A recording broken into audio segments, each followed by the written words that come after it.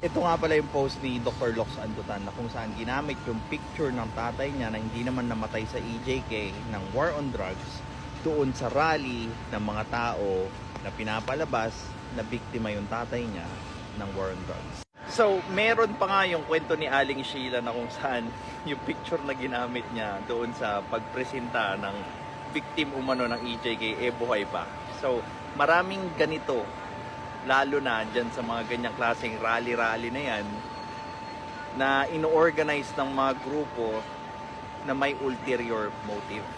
The fact that they need to lie about the victims that they are presenting doon sa mga rally-rally na yan tells something about their group. Kung ano yung values nila, kung ano talaga yung pinaglalaban nila. Kaya nga, mag-iingat kayo. Especially when people are trying to say na yung ganito, kilala ko, victim siya ng victim siya ng EJK, so on and so forth. Always ask them, anong ginawa nyo para makuha nyo yung hustisya? Did you file a proper complaint doon sa proper venue? If so, may GR number ba yung case?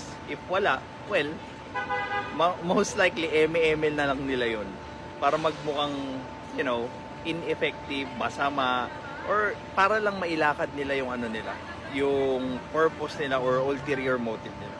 Well, this is Pinoy Extreme. Have a good day. This is Pinoy Extreme.